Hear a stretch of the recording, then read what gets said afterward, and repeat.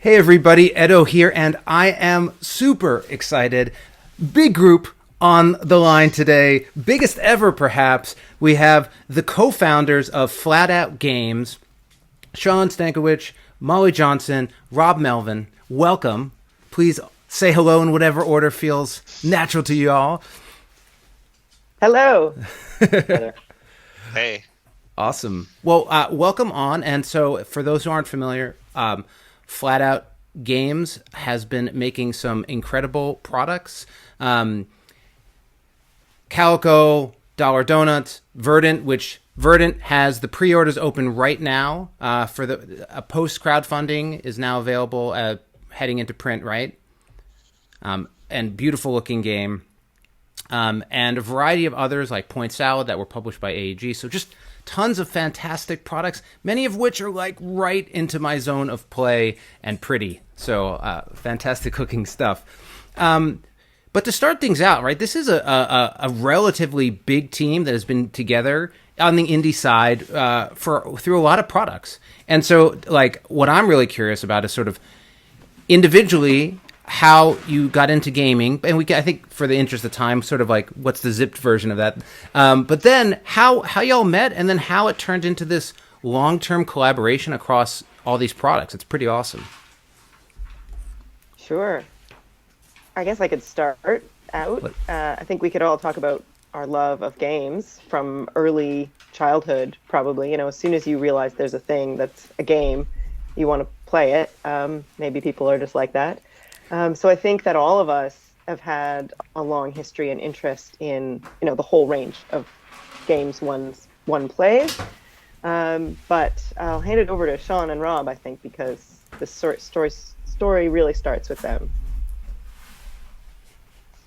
Yeah, so, I've been interested in games for, like the rest, my whole life, and Rob and I were roommates about, I guess it's been 10 years now or so. And so at that time, we just started getting into games. I don't remember exactly how it happened, but, we started playing Catan, Carcassonne, Pandemic, those classics from a decade ago.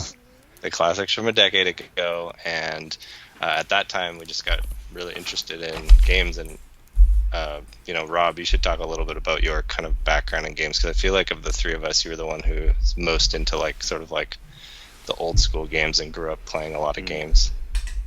Yeah, definitely a lot of that growing up with family events and gatherings. But then, it was when we started to become a little bit more aware of the hobby that, I think for everyone who's in the hobby, you were always kind of that oddball in the family that, after you played the second game of the night, you'd want to play a third, and everyone would be like, aren't we all done? And we're like, no. Didn't we all just get into a fight? I think we're all done. Good night. So well, hey, it's just every single time, it's like, well, what do we do? Why don't we play a game? That's what the people in the hobby are. They're that one person in the group. So that's what we started shifting towards, I guess, is realizing that was actually an option, an opportunity. So a lot of the classic, card games and very, very simple games that anyone could play with a large group, but then more, I'd say, games that are kind of for sale in your average store, that in your hobby store.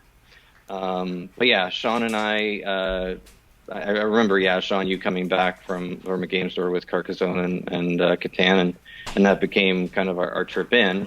But then it probably wasn't long after that, Shawn, that you met Molly, and the three of us started playing games together. And then I think the two of you ended up moving over to Seattle. And because the two of them were in Seattle and I was still back here in Manitoba in Canada, we weren't hanging out as much as obviously. And so it became, what's something that we can do to still continue to spend time together, and playing games wasn't really an option because there wasn't any online options at that time that we knew of, at least. So why not design games? And so I'm not familiar with this, but is this Abstract Academy, or is this something like where? Okay, so you're like, let's design games. Where did that start? Yeah, dollars. Well, there were a few early, let's see if this works. That have maybe been relegated to the dustbin of history now, but There is no dustbin of history. It all come back. Don't worry about it. But keep going.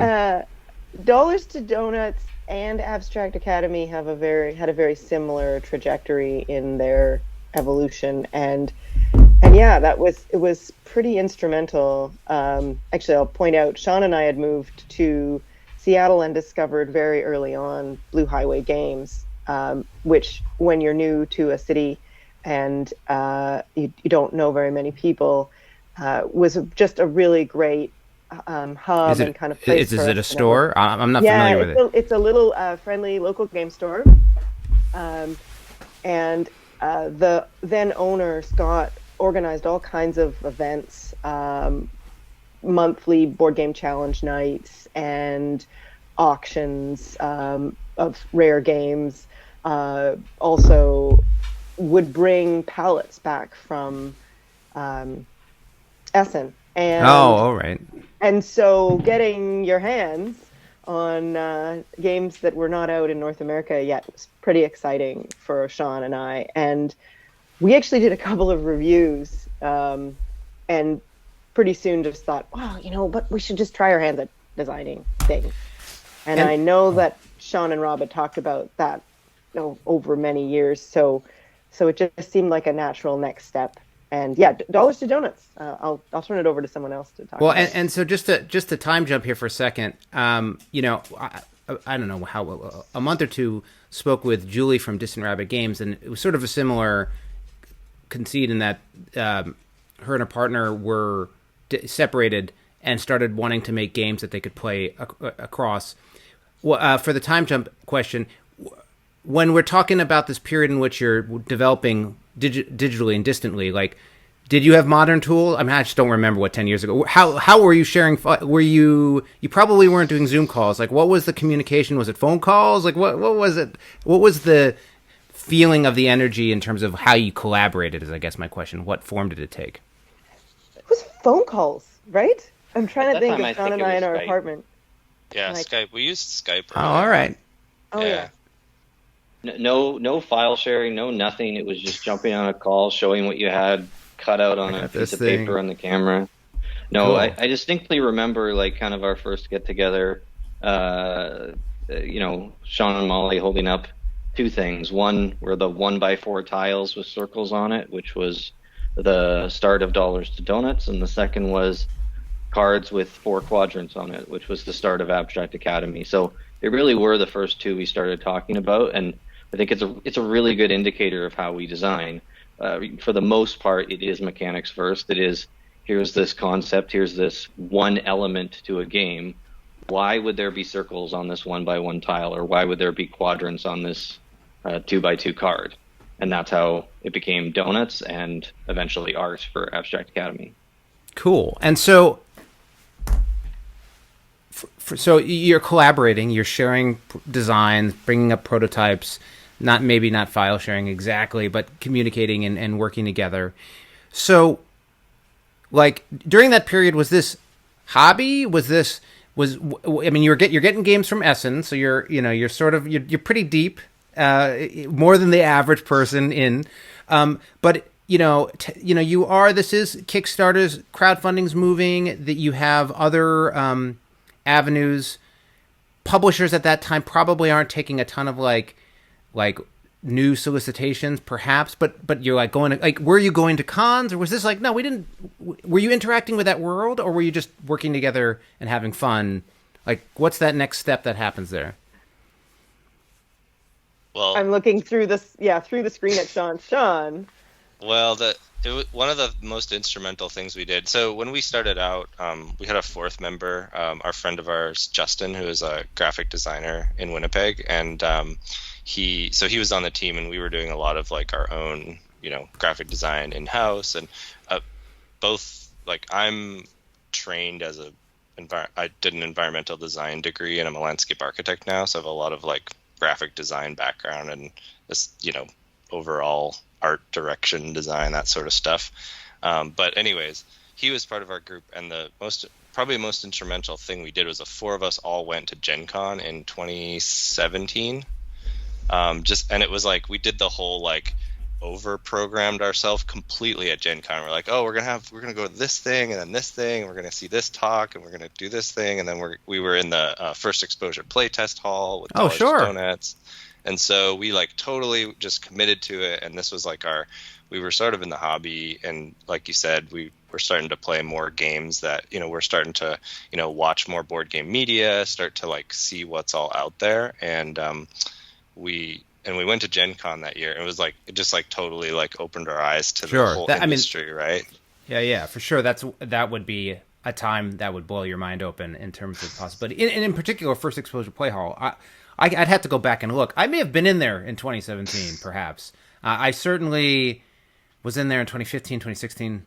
I don't know. I probably was in that room in some overlapping time. But for those who aren't aware, it's run by a group I'm forgetting the name of, but they rent out Double Exposure. Thank you. And it's pretty cool.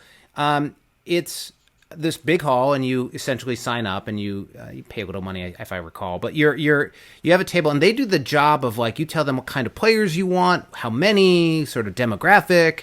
And they're like, they have an advertisement outside the room with pictures of the games, and they're like calling in people. They're like actively getting people into the room, which is like an amazing thing in this whole effort. But they're getting people in, lining them up, getting them to tables, starting on time, ending on time, and then you just get exposure, I guess, and playtesting, and you get to play games and meet a lot of creators. I mean, that's where I met Keith Matejka from Thunderworks Games, a lot of different folks that were sort of that stage of the generations you're coming up through, so to speak.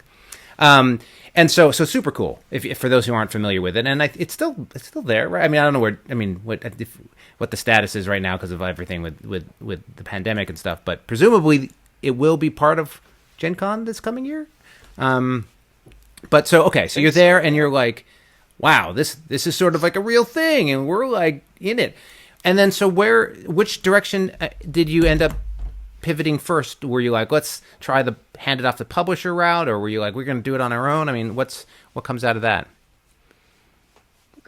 Those two can correct me if I'm wrong, my colleagues, but I feel like we were like, we gotta get a game published. We should, really network with publishers. I think there'd always been this, it would be so interesting to probably publish something on your own, but let's just get a game published and experience that. We really just wanted to be able to go to cons, go to more cons. Like if we can just get a game signed and have some, maybe just make a little bit of money, let us come back to Gen Con and just experience this, because, Gen Con was great for the exposure and for, all of those things, but it was also just so much fun. So, that was the focus. I would say an interesting thing happened that fall. So we've been to Gen Con in the summer, and like a month and a half later, Shawn and I went to the very first Shucks convention in Vancouver. Sure. And I guess, Shawn, you'd been reaching out to a lot of different publishers. We knew that AEG would be there, and we had this very interesting kind of partial conversation with John Zinsser, who came over and looked at a couple of different games we had. I don't even think it was Dollars to Donuts and Abstract Academy. We had a very nice chat with him. And then just, threw ourselves into the funness of that convention. Little did we know that we would have, a much, much longer history with John than that. But that gave us a little bit of faith. Like, people are interested. They'll look at our games. We can do a quick pitch at our table. There's, it just is moving forward kind of incrementally. We've given it just always enough to keep pushing forward. And I think there's a lot of truth to that from all the folks that I've spoke to over the years in terms of, I mean, again, I think the game industry is very welcoming in social space, especially as on the creator and designer and publisher. Not everyone likes each other necessarily, but in terms of, it's just inherently a place where people play things together and want to play, as you said at the start of the call, right? So there's a lot of opportunity to like have fun with each other, and I think it lends itself to like people playing other people's games and being like, hey, this would be great for this publisher or this folks, and so that passing around of information. But a lot of folks, essentially were road warriors in one form or another, getting to conventions, getting in front of people, doing the speed datings, doing that, and looking for that crossover of like, hey, that mechanic fits our needs at the moment, and here's a theme that all sort of connects. Let's go and make it. And so okay, so we're into the thick of it. And actually, I mean, now we're in 27. This isn't distant past. I mean, you started, you knew each other playing games. That whole period from 10 years ago, I mean, 2017, that, 5-6 years have passed of you're connecting. You're going to Gen Con now. You're at this other convention, and you have this conversation with AEG, and I interrupted you. So keep going.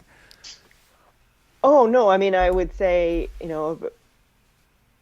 Shawn really was the one who had the availability to be traveling, as much as possible to conventions. So, just, it feels like, you were meeting people all the time, really got on Twitter, really started connecting with folks, Carla Kopp, Weird Giraffe Games, and Tony Miller, Bearded Rogue, Sure. And, meeting up with people at conventions, connecting with them, playing games, and I guess technically, yeah, Crafty signed Dollars to Donuts and Abstract Academy. When was that? The spring of 2018? Trying to think if 2018 is when we signed our first 3. Yeah. Which would have been those 2. And then not long after Point Salad? Yeah, Point Salad was like a month later. So yeah, go ahead. I was just gonna say, one of the things that was kind of that was happening at the same time as this is I started, both Molly and I were in Seattle, and we started going to a lot of meetups in Seattle, and some of the folks like Randy Flynn and Emma Larkins were starting to meet, and Aaron Deneau, who now works at Funko Games, was doing a lot of work in the kind of community space in terms of like having designer meetups and that sort of thing. So we started getting into the local Seattle design scene. Joseph Chen, who him and Justin did Fantastic Factories. Like, there's a lot of folks in 2017, 2018, we're starting to do a lot of stuff in and around the Seattle area. So we started getting really involved with that group. And I guess one of the kind of breakout things that happened for us was that we decided to enter Dollars to Donuts in the Cardboard Edison Awards in 2018, I guess the start of 2018. And then on a whim, we had this new game we were messing around with called Point Salad, which was kind of a joke. We were like, oh, what if there's a point salad game that was just about making a salad and just really, really simple. And I was like, oh, we should like throw in a video for that too. And we were like, we've worked so hard on this Dollars to Donuts video, and we threw together this quick video for Point Salad. And then as it turns out, the Point Salad made the finals of Cardboard Edison. And I just can distinctly remember when we got that email the morning that was like, you've made the finals, like the shortlist for this award. And it was just like this moment of like, after all, like the, year and a half we'd been like going to cons and just trying to like network and just trying to get our feet, like get off the ground in board game design, that was like so validating. We're like, oh my goodness, this is like a huge deal. We've been recognized that this game might be something that's of interest to people. So that was like kind of one of those big turning points for us as designers to be like, nice, this might have a chance of getting signed or something. Well, go ahead. Sorry. I just wanted to do 2 little shout outs there in that process, just because we'll keep rolling in history. And I would say first that there's, Gen Con's the mother con, it's just massive. But so many of the little conventions like OrcaCon in the Seattle area and others are so valuable because they're so, in a way, so much more intimate and you really connect with people and it's not unwieldy, in terms of size and space. So I think, I distinctly remember sort of early plays of Point Salad being at OrcaCon of all places. It just was just a little convention, but it's really, packs a punch. There's no such thing as a little at conventions. I know, because I agree with you, right? Like, I think that even protospiels, right? Opportunities, meetups, places where you're with 4, 5, 6, 8, 10 different folks that aren't your like local playtest or not playtest gaming group, I think is super impactful early on for sure. That would be my second big sort of thank you is to Nicole Jekic and everyone involved in Playtest Northwest, who were always just setting up at small local game stores or making, partnerships with local libraries and having, people show up. Plus, big thanks to everyone who's interested in playing prototypes of games. Like, For sure. who comes into a friendly local game store and says, "Oh, I want to play with these pieces of paper and like hand-drawn things." Great, yes, I'll sit down and spend an hour learning your new game. Like, oh, thanks so much.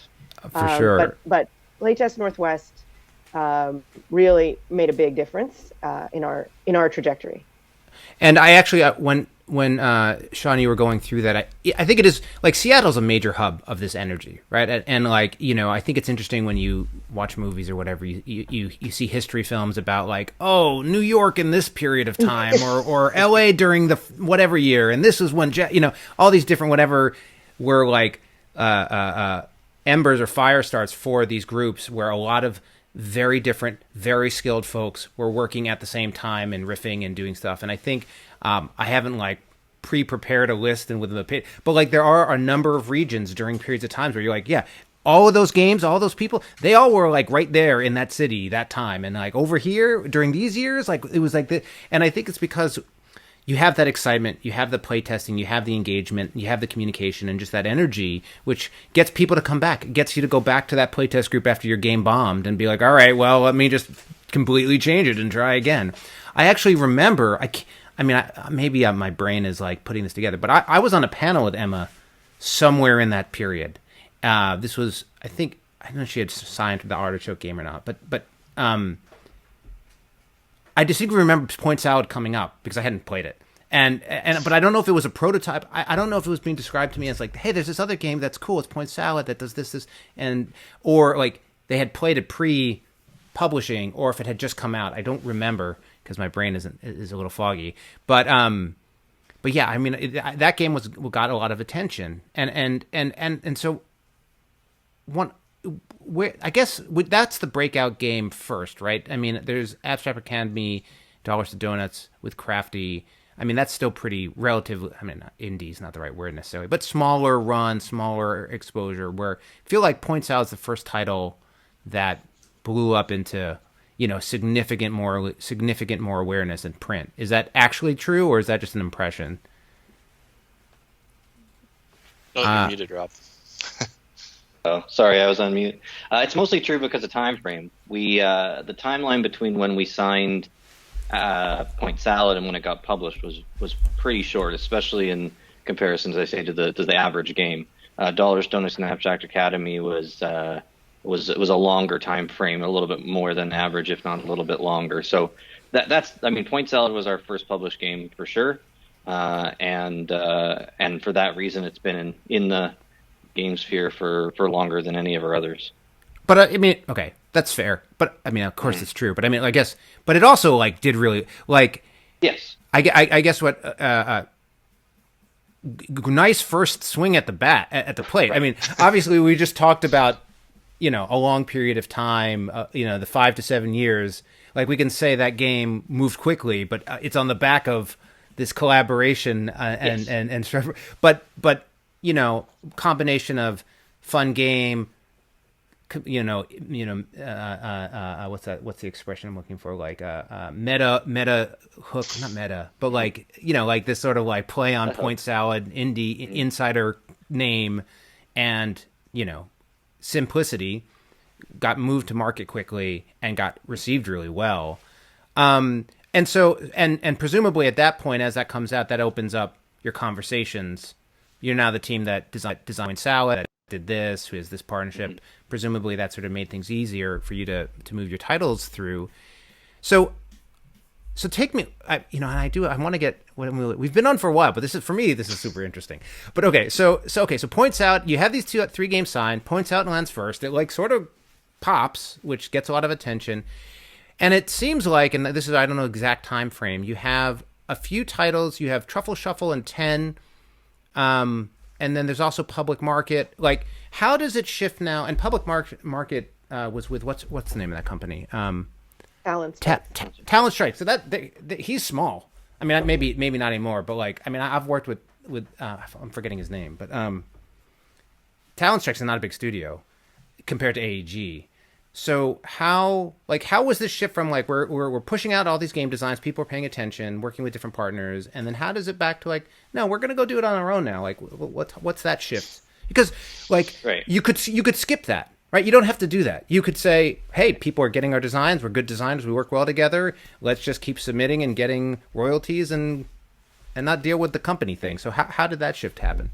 You bring up a good point that, I don't think any of us really, we don't think about it day to day, but when we have a conversation like this, things that we really didn't see at the time or don't see now kind of become a bit more aware. And that is, it was really two different worlds, one before Point Salad was released and one that was after. Not only for, our expectations, what we could do as designers, what we were capable of, but also for a new designer, the hardest thing is to, I think we all know that we were privileged to have the opportunity to have to be able to go to that as many conventions as we did. Some people just don't have that opportunity to do that. And if we hadn't have had that opportunity, who knows what would have happened? Maybe because we went to a place like OrcaCon where Point Salad did well, but then it wasn't long after where we went to another convention where it inevitably got signed. Some people don't have the ability to go to 2 conventions in a year, right? So we lucked out there. But I'd say post Point Salad, it opened more doors for us, a lot more ability to meet with publishers, people who knew what we were capable of, designers, and not just what we were capable of, but what style of game we did, what audience we kind of went for, and so that was good.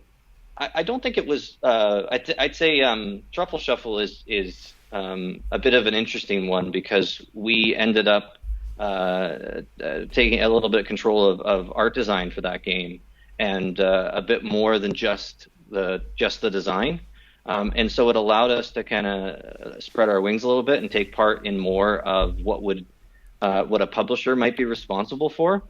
And so when we did that, and I'd say when it comes to the look of our games, we're really proud of Shuffle Shuffle. We think that that on a shelf stacks up great against our other games, and it did probably give us the idea of, hey, that idea we had in the back of our minds of actually publishing ourselves, it really does seem like it's something we could possibly do. But I would say, Shawn, I think that just jumps into us finding that right game, right? Yeah, I mean, that was the big thing for us, was sort of like thinking about, okay, well, what do we want to publish? Like, we realized we had the kind of skills and interest, and we'd been reading like, Jamie Stegmaier's crowdfunding book, and like, trying to understand like, okay, we're sort of starting to like build an audience. We're starting to like let more people know like what we're all about in terms of the types of games that we like. And in early 2019, at the very start of the year, I had met Kevin Russ through Carla Kopp previously at the previous Gen Con in 2018. And he just happened to be coming up to Seattle, and he had just started working on this game with hex tiles that he called Quixotic Quilts. So it was about like quilting, and it was basically just scraps of paper at that point. I think he had just play tested it with his mom over Christmas, and he brought it out, and I was like, this is awesome, let's play test it. At the time, I think he was mostly working on Tumbletown, which he signed with Carla, and he brings out this game, and it was at a meetup in Seattle, and I was playtesting it, and it was like 2 turns into it, I was like, this is brilliant, this game is amazing. Like, the concept of the hex, like surrounding hexes with these sort of double coated tiles, was really intact. It was sort of on this quilt board, and I was like, this is incredible, Kevin, like this is such an amazing, simple game. I really, really like it. It's super puzzly. What are you going to do with it? Are you going to pitch it to publishers? Like, what's your plan? And at the time, we kind of had this conversation, and Kevin was sort of like, yeah, I'm interested in publishing. Like, Kevin's a photographer. He's obviously got a really good keen eye for design, that sort of thing. And I was like, would you be interested in like teaming up somehow to like publish this game of yours? You know, it's something that we've been looking at doing for a long time, but it might be a lot of fun to like work on developing this game with you and get a team of people together and publish it together just as an experiment, see how it goes. And he was like, yeah, that sounds really cool. Why don't we do that? And so at the time we had met Beth Sobel previously, and we're like, okay, maybe we can get Beth to do the art, you know, this like, so we started snowballing like all these ideas of like, how do we make this game happen? So that was sort of like early 2019 was the start. We started working on Calico, which we would then kickstart in the fall of 2019. So that was like over a period of 9 months, we just like put everything we had into like Calico, and it was really exciting, really fun. We started working with Dylan Mangini, who had done the graphic design and art for previous games like Point Salad and Truffle Shuffle, and he's a local Seattle guy, so got him involved. And our good friend David Yetzi, we brought him on to do development work with us and play test and sort of work on the game. So over the span of the 9 months, it just like went from Flatout Games, the team that is designing games, pitching them, to like, okay, now we're like this publisher, I guess. Yeah, you need with other people. You need more people when you get to that point. So many. We're like on the cusp. That was of, a lot. No, we're on the cusp of one of the interesting business models that you guys use, which I want to talk about. But like, there was a lot in there, so I want to say pull back on a few things. One, just I want to recognize Carla quickly. Carla's incredible. She like is a publisher grinder who I think bears a lot of weight on herself when she's been going through this with a relatively small indie publisher with Weird Draft Games, but like as a hub and a connection point at conventions of introducing, meeting, and making like a fun play space for folks, it's incredible. So like I don't know that she values for herself what that impact is, but I think in like listening to her, it's like this is exactly that impact. Yeah, and so shout out to Carla, and it's funny because like I've obviously worked. I'm not obvious, but I've worked with Beth for a lot of Pencilverse games, and Kevin on the photography side, but so okay. One of the, Calico I've played, and one of the things that stands. I mean, there's a lot. It has a lot of standout, right? Like the game, all of it, but like. As a publisher, one of the things that stands out to me was like how comprehensive the game was and the rules for a game where you could have had a 2-page rule book, right? You could have the game's actually remarkably simple, but the care that went into the different play and the goals and that from my vantage point is like expert level product development and design, right? Like it's a lot of weight in that box. But if I set that aside, but like in terms of the craftsmanship and like the care for detail, that's not something that, not to say that folks don't already have skills, but like I wouldn't just assume 3 designers who work together like have all of the things that went into all those other layers. Was that just like, actually, we had that the whole time. We just never had that. We just were dealing with publishers who weren't doing a good enough job, and then we did it our way. Is that it, or was it one of these other folks that came in and helped bring that? It's not expertise. It's just run the amount of. It just takes. It takes, from my experience, it takes time. You've done a lot of product to get the level of crispness that I saw within that box, and I'm just curious how that sort of, or was it just we all loved it and worked hard for 10 months on it? I think when you start talking about the sort of value add and the scenarios and those things, like I think about how much, parents would say, why are you guys playing all those video games? Like the years Rob and Shawn have spent in the video game playing world paid off there, I think, in dividends. That's my understanding. But I do think the whole team really cares about detail. Yeah. I think we're a good team in terms of like we bring different elements for sure.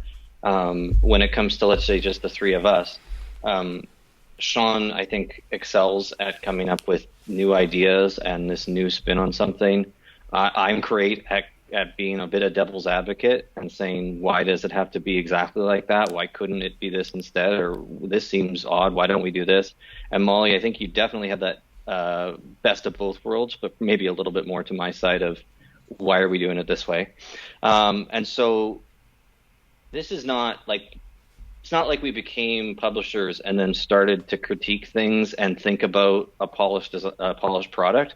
We did that probably before we even knew each other. And then when we started playing games, every single game we played, when the game was over, we would say, why didn't they do it this way? Or we would look in the rule book and say, why didn't they clarify this better? Or why didn't they add this mode to the game or this option to the game? And so we always have that, I'd say, analytical eye on games, and are always looking for what we would have done one thing differently to that game. And when you do that enough, when you start developing a game, you start to say, what's one thing we would do differently with Calico each time you play it? Right. Yeah. I mean, it's just very, and it's a weird thing to say, it's just that it's very unique that, because I talk to lots of folks, as a previewer, as in sort of the indie space, I see lots of, I follow companies and projects and people and that kind of thing. And typically there's a zone which is the new folks who are doing new, and you play the first game and the second game's like way better than the first one and the next one's way better, and you can sort of see that evolution on the way up. And then there are folks who are like, well, that's the guy who worked at this company. This is like all-stars who have now worked together and started their own thing, but have buckets of experience underneath them. It's just really, it's interesting to me to see the level of execute, just all around quality. And this, again, across the board, it's not specific to just the modes or the finish, but just everything coming out together really is like stellar execution. For what is a relative, not necessarily you don't know each other for a while, but like a relatively small team in the board game space. Very indie team in the board game space, delivering products at such a high level is very impressive. So kudos to all of you and the partnerships you have. I was going to say just a couple things, Edo. First of all, I think one of the big pieces of it, and this maybe will kind of segue into the next piece about kind of how we operate as a collab, but I think when you bring people together and you build a team that's based on sort of like sharing equity and sharing the risks and rewards of building something together, you get a lot of buy-in, right? So everybody's really, really committed to like making that thing as good as you possibly can make the thing. And then the second thing with Calico, as specifically, but sort of like more of what we're doing in general, when we decided to kind of co-publish it with AEG, there was a lot of help on the sort of production end side of that to make sure, we had a very specific, we'd worked with them on Point Salad and Truffle Shuffle already, and we had been very involved in the art direction, the product, like just, I think John Zinser and the rest of the folks at AEG had recognized that, like, hey, these folks have kind of an eye for that thing, so we want to work with them and kind of allow them to, execute on that level. And then with Calico, execute and learn. To sort of learn, like, okay, what can we do, what can't we do? And then by the time we were doing Calico, we sort of like understood some of the nuances of it. And then obviously when we decided to partner with AEG, which is getting a little ahead of the story, but that was sort of like what allowed us to kind of really like up the level of the product that we were putting out there. But ultimately it was a passion project, and we were super focused on, like, a lot of companies are trying to make the game that they really want to make, that they will love. And I think Flatout Games has always been about trying to make games that like sort of like anyone can love. Like we're trying to shave off edges so that it's the accessibility that's like forefront. That's like, how do we make a game that like anyone can get into really, really quickly and like have a really good time, but that's still like balanced, it's still challenging, it still like has a depth to it that we as gamers enjoy. I think like the three of us have never lost sight of the fact that we were really brand new to hobby board games at some point too. So the accessibility, like that path in, like gateway games are our favorite games. That's what we play. We don't, we like to complain about why something should have been 3 points versus 4 points, and so we get really nerdy about that. But we love the simplest of games, right? And that's what we constantly play. So It's not like we can be super into board games, and it doesn't mean we have to play like heavy Euros. Like, we can be really in the space of gateway games, and that's our bread and butter. That's what we love. So we just focus so hard on that. I too enjoy that space for sure. I'm sure you know what we're talking about, right? Yeah. Well, let's take your segue or your dovetail or your and actually, considering where we're, I'm cognizant of the time a little bit and your time as a group, let's quickly just cap off. So Calico, then you have a partnership with AEG. Let's just skip that for now. Working together, you've worked with them, that you all like each other. You have Verdant, which had a fantastic Kickstarter, and as you mentioned, the pre-orders open. And then later this year, you have Fit to Print coming to crowdfunding as well, right? So you're Flatout Games, making games, and what was the other one called? Cascadia, right? So fantastic, welcoming, gateway weight products coming to market. Let's just we'll part two in a year. We'll go down that road. But just in the interest of the end of this chat, I am very curious and would love to talk about this collab model.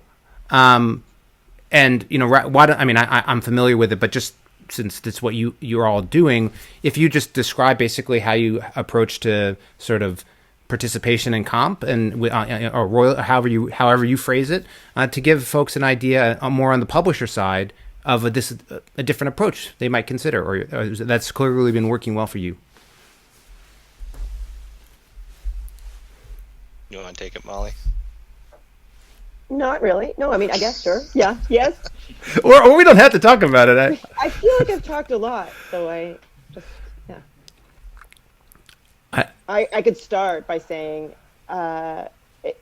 it seems unusual, and it seems like we've departed from, I don't know, some model, but I think if the three of us probably think about where we've come from and just generally our interests in terms of labor and collective kind of action, there are cooperatives all over North America. I think of them in the food space, particularly in the US, but there's something about some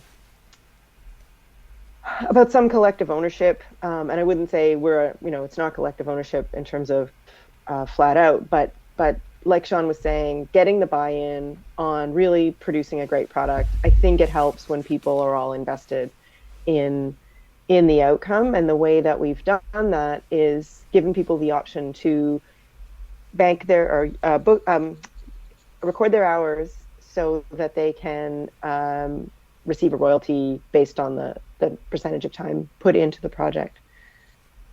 And so just to codify that a little bit, so the basic model here, it's project by project.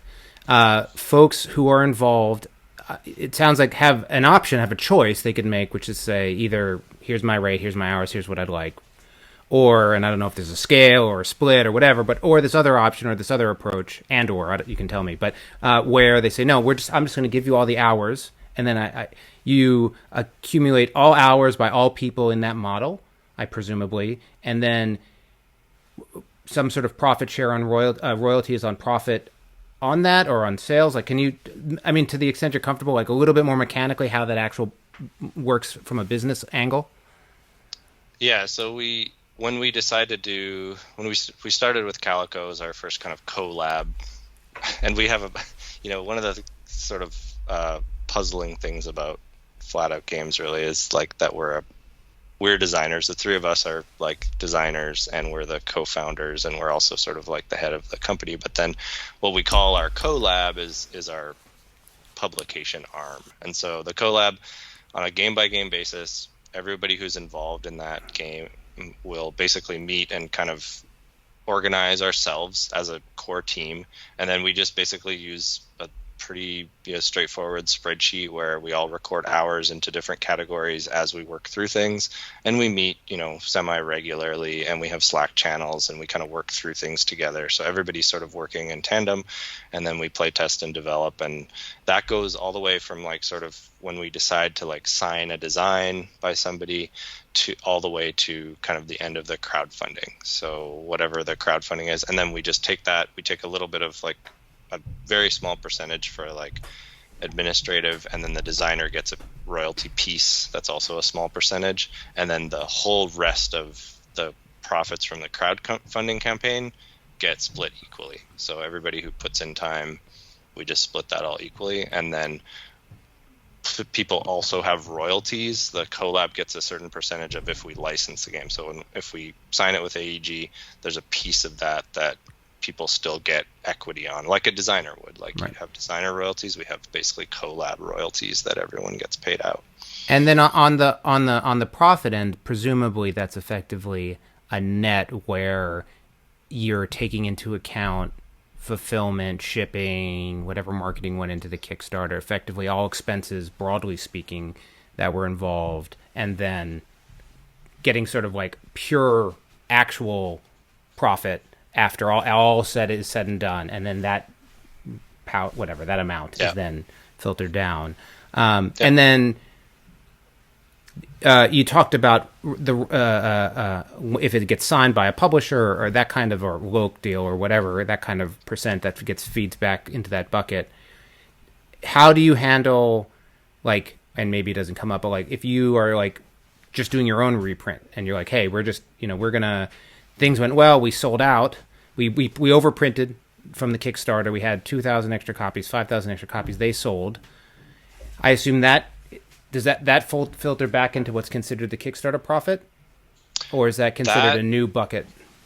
That's a new bucket. So we have royalty percentages based on if we have direct sales ourselves, which we'll do. Like right now, our Verdant Pledge Manager is open. We've got Kickstarter copies of Calico and Cascadia that we're selling in there. And those will just filter into another sort of like profit sharing model. So there's a royalty base on that.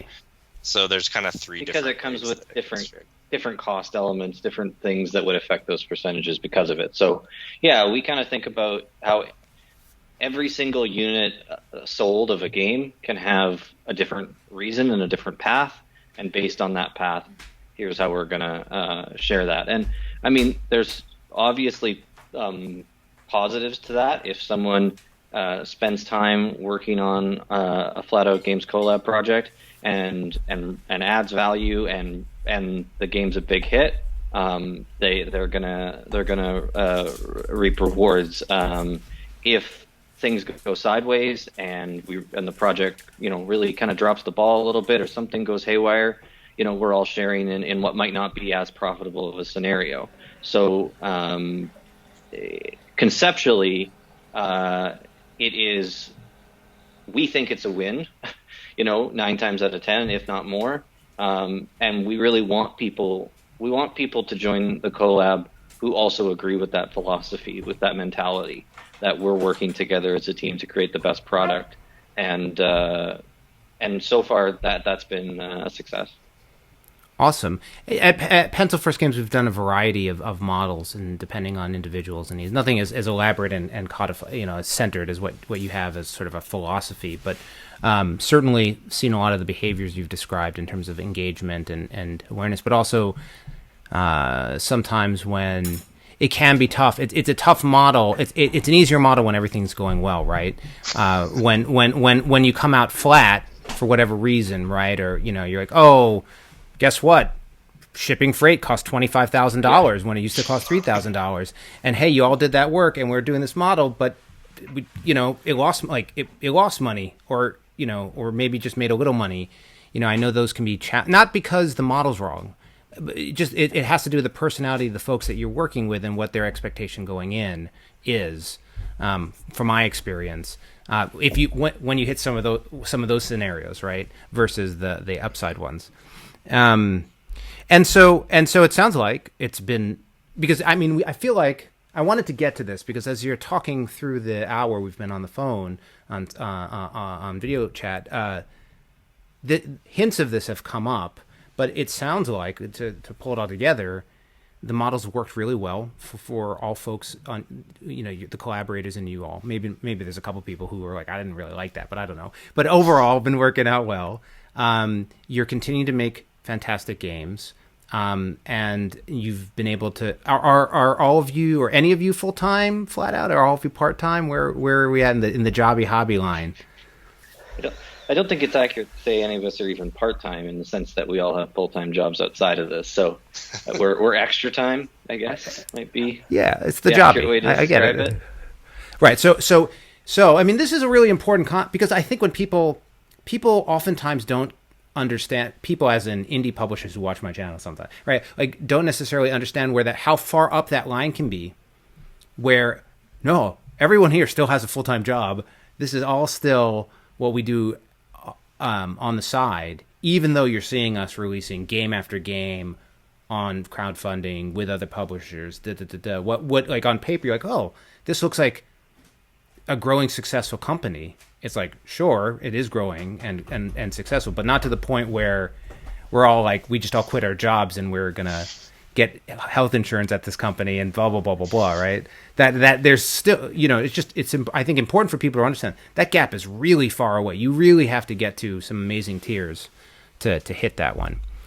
So it's in sometimes one partner gets to be full time on at it while other folks aren't. But so yeah, I mean, this has been super interesting to me. I think, is there, as we've sort of wrapped it up, is there anything any of y'all want to add or additional thoughts?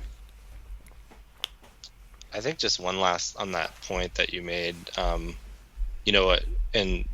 for Calico and Cascadia so far, we've done a co-publishing deal with AEG, and I think one of the things that's allowed us to do is that sort of like, if we hadn't done that with Calico, there probably like wouldn't be a Cascadia, or Cascadia would like be just coming to crowdfunding now or something. So the acceleration of the fact that we've been able to concentrate on the creative side of creating games, and built this partnership with AEG for several of our titles, and we're still figuring out like what the next steps will be for our company in terms of like how we evolve. But at this point, like, we made a very conscious decision to partner with them, and they've been an amazing partner to be able to say, you all do some incredible stuff on the product side, so why not focus on that? And we'll take care of a lot of international licensing deals, production, keeping the game in stock, all these sorts of things that they are really good at, that they have the infrastructure for. So as a small publisher, being able to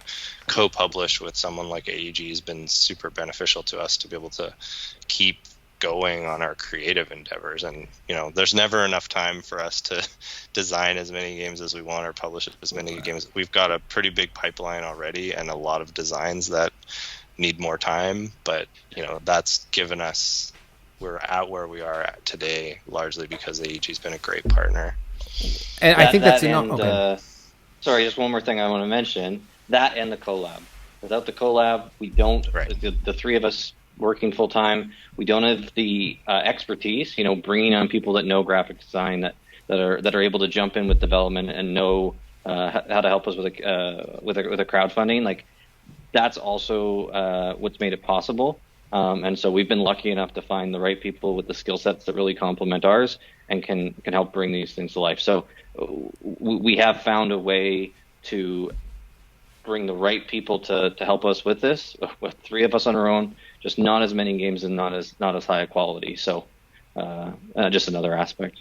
Well, and what I was going to say, I think it's really good that we stayed on to have this last point. I just recently, I don't know when this video comes out, but somewhat recently interviewed Keith Mateka again from Thunderworks Games, and he's literally living the life that you're currently avoiding, right? He's literally like dealing with, he took on all that, he grew that part of the business, he's self-publishing, and he's trying now through hiring people, and he's been very successful, but now through hiring people, trying to claw himself back to where you are. Not business model, but from a time, energy, focus perspective. He doesn't want to do any of the jobs that you're currently handing to AEG, but he chose the other path where he is doing those jobs. And now he's like, how do I not do these jobs anymore? Like, that's the whole vibe of that interview. And so I think it's a really big consideration. I mean, there are things that, Pencil First Games did early on that I don't necessarily do anymore, or I'm doing less. But when I have conversations, it's like, hey, we was bootstrapping products and making games. Like, like someone's like, why is that person getting? It's like, because I because I could pay them, like, because they got a percentage and that they get to keep getting it and for perpetuity, because the thing wouldn't be here if they didn't work with us. And so, again, not to say one model or another, but I think